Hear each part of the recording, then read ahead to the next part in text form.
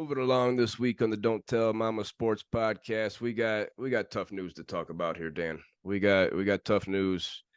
Monday night, Cleveland Browns running back Nick Chubb suffered a significant knee injury here. It's most likely going to include multiple torn ligaments.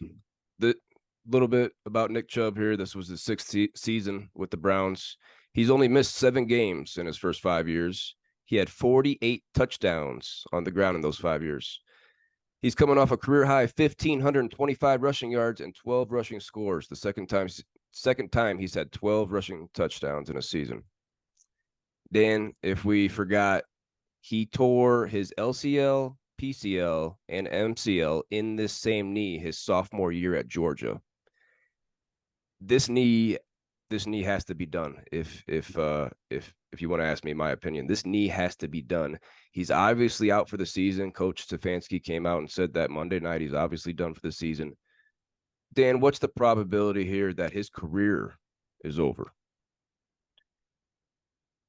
He's a specimen, right? I mean, you look at this guy, there's only a few guys like this in the NFL that are built the way that he is. You know, you got your Saquons, you got your Nick Chubbs. They're just built different. Like a Jalen Hurts, like the way that they recover from injuries like this, it's different than like me blowing out my knee when I'm shoveling shit out in the backyard.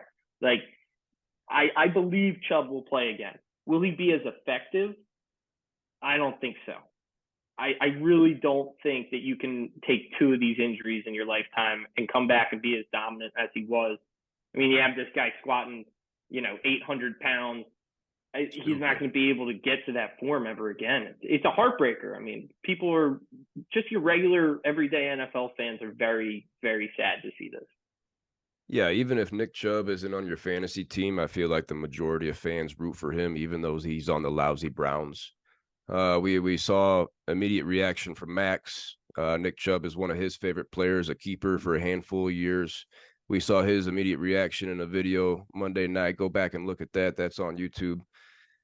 Dan, give me your reaction. I heard he was a first-round pick for you in a league. Yeah, I hate to be like the fantasy football guy who cries on a podcast, but man, this one hurt. I don't know if I mentioned this the first time I was around, but we did a combine to decide our draft order, and your boy came in first place. Oh. So I picked number 7 overall.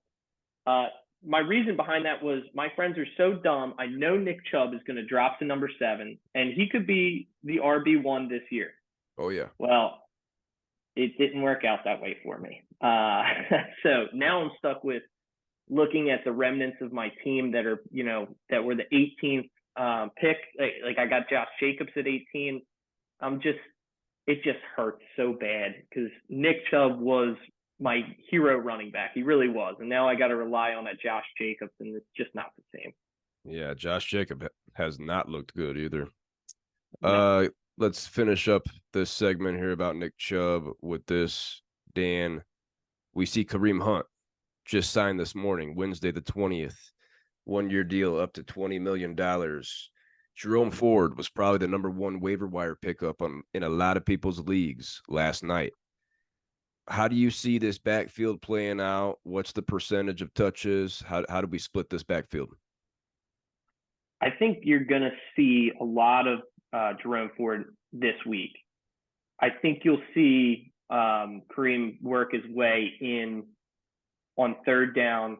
He really was like just their third down back when Chubb was still playing when they were together. But now it's like you're going to see a lot more Jerome Ford this week, and then they're going to start towards the end of the season. Once he gets back into form, you'll see Hunt start to take those touches over.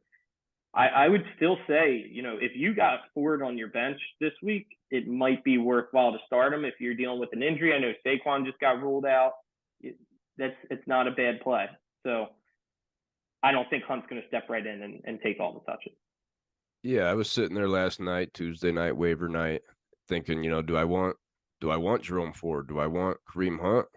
Do I want Leonard Fournette? And I decided I didn't want any of those guys. I look at Kareem Hunt last year, a career low 3.8 yards per carry, only 4 total touchdowns. He's 28 now. I think I think Jerome Ford is the starter here, and I think Kareem Hunt's getting that third down work. I think Kareem Hunt's going to be the backup. I think Jerome Ford's going to get the I'd say 65 to 70% of the touches, but I don't know if I want that. I don't know if I want that. Cleveland not looking good now. Not looking good. Nope. Nope. They might be the worst one-and-one team in the league this year. I mean, they don't look good. Deshaun Watson is just he's not looking good. And a lot of people spent a lot of fantasy capital on him, thinking this was going to be the year. And 2 games, they're probably 0-2 in their leagues. Yeah. If you have Deshaun Watson as your starter, you should be looking at some guys available in your leagues. Hopefully you spend on a second quarterback. I wouldn't want to be stuck with Deshaun right now. No.